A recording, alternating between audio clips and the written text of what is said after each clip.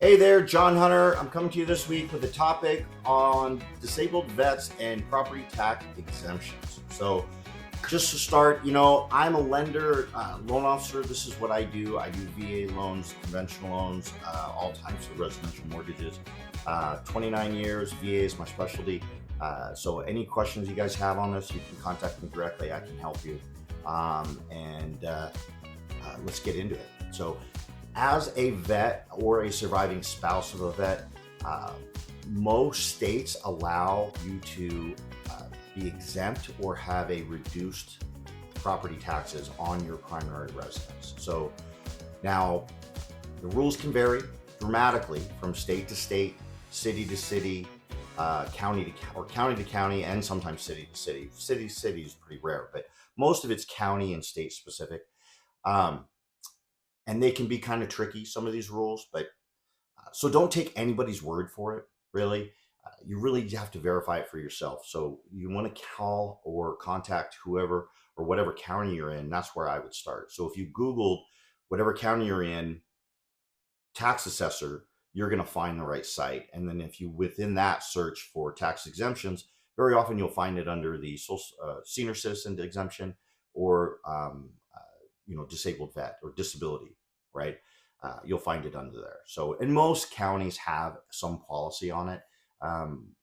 I'd say all of them do, but I haven't found one that hasn't. So, but I'm saying most because I have not checked every county. So, there you go. Now, what they base it on mostly is the percentage of your disability. So, the VA rates it usually 10% or more. So, percentage of disability claim is often the first criteria. I think all of them have that criteria. Income, so disposable income. Now, remember, the VA disability income is very often excluded from that income. So if it's your majority of the income, or if you have, just Social Security, you're only qualifying with Social Security. So very often you will qualify under with that exemption. So pay attention to the income piece, but not all counties will exclude VA disability income. So pay attention to that one. So the value of the property matters in some counties. Also, the residency, how long have you lived in the state? So if you're just relocating to a state, very often that you don't qualify right away. Sometimes it could be 6 months down the road. So check with that. Some of them have that. And also some of them uh, will allow for if you were stationed in that state, say like your last service station was in that state. Some of them have a caveat to that. So pay attention to it. Each state is a little bit different. I don't know any that have all of them. Usually it's one or two. Mostly it's just income and service disability. But you have to double check based on the county that you're in. Now I'm going to list a couple of the states with the policies that I deal with the most. And then I'm going to end with the states that have the best policy. So here are the few of the ones that I deal with the most. So Washington State, that's where I live. Washington State does a tax assistance, tax deferment, and a tax exempt program. Now that is all income based. So the scale starts at, I believe, 30,000, and the highest it goes up is 67,411. I don't know where they get that number, but that's what it is. So they'll go all the way up there. Now they will exclude disability income when calculating that income in Washington State. And they, if you're 100% disabled and you meet that income requirement, you can be exempt. But if your income's a little bit higher than 30,000, then you can, go to a deferred or an assistance. So it's worth checking into. Every county deals with it a little bit different, has different income limits there. So check with it. Washington State is pretty flexible. Idaho, you have to be 100% disabled as well. They will only exempt $1,500 of the tax, but there's no income limit in Idaho. So Oregon, 40% disability is the minimum. You have to have 40% disabled or more, and they will reduce your taxes.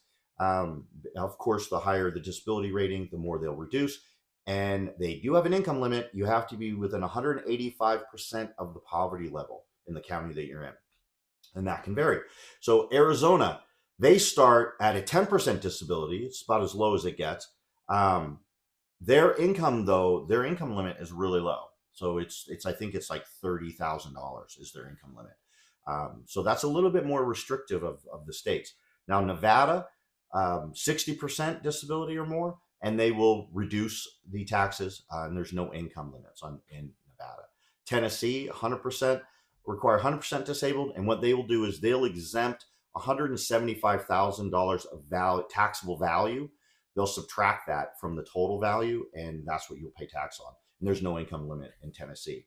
Now, the following states are the ones with the most liberal policies that with 100% disability, you're exempt with no income limits. And that is Texas, Florida, Arkansas, Maryland, Michigan, Nevada. No, I'm sorry, not Nevada, Nebraska, New Hampshire, Oklahoma, Virginia, and last but not least, Illinois. Now, Illinois will actually exempt you from taxes with 70% disability. They're the only one that'll do 100% exemption with less than 100% disability with no income. So there you go with Illinois. Now, the time frame for qualifying for these, most of them require that you own the home, right? So once you buy and you close on the house, then you can apply for the disability, and then it takes time. Some are really quick. Like some can even, as soon as your offer is accepted, you can apply before you even close. And really, as soon as you close, the taxes, you never pay a dime, right? They'll exempt you from day one. Other programs can take up to 2 years to qualify for it. It's more of a process, especially the ones that have like residency requirements. They can take up to 2 years to qualify for. And that does create a little bit of a challenge for me because as a mortgage lender, I want to take this into account. If you have a disability and you qualify for lower taxes, wouldn't it be great if I could qualify you with lower taxes? And very often I can. It really depends on the state and how they process it. But often I can qualify you with no taxes if you are exempt and I can prove it. So that is kind of neat. Not all lenders know that. And I would say very few know that. And even fewer actually qualify with it. A lot of lenders will go worst case scenario and qualify you with the taxes, whether you're exempt or not. With us, we will qualify you with that exemption, which is really powerful because that could mean an extra $60,000, $70,000 in qualifying. Very often does. So that also is in the closing costs. Typically, we have to escrow for taxes. If you're exempt, we're not going to escrow. So, and if we can prove there's reduced taxes, we'll escrow for that lower amount if we can. Now, if we have to escrow for it and then you get your exemption, you can get your money back. They'll just refund it to you and adjust your payment accordingly as soon as you get the exemption. And if you're working with me, I'll help you through it. When you get your exemption, if you come to me, I'll make sure that payment gets corrected and get your money refunded if that's the case. So there we go. So that's pretty much how it works. The name of the game, though, if you're a disabled vet and you're purchasing or you already own a home in a county, check with the county. If it's not clear on the website, call them. If they don't call you back, call them again. The squeaky wheel gets the grease on this, so definitely stay on them. You will get your questions answered. And it is the bureaucracy, it's the government, right? But if you stick to it, you can get this benefit. Now, if you are thinking, oh, I'm a vet and I have, an injury that I had when I was in the military and you want to apply for disability, there's a great organization. Go to the website, dav.org. This is a nonprofit and they will help you with your claim. If you want to increase your percentage or if you're just working on a claim, this is some great people that will help you out. And they're doing good work there. So, hey, John Hunter, I'm your mortgage guy. Like, subscribe. I would love to hear from you guys. If you guys have any experience with any of these states, or if you see that I missed something, I would love to hear from you guys. Any ideas you guys have? Any veterans out there? Any challenges you have? Anything you want me to address or talk about? I'd love to hear from you. So, like, subscribe. Have a wonderful week. John Hunter, your mortgage guy. I will talk to you soon. Bye-bye.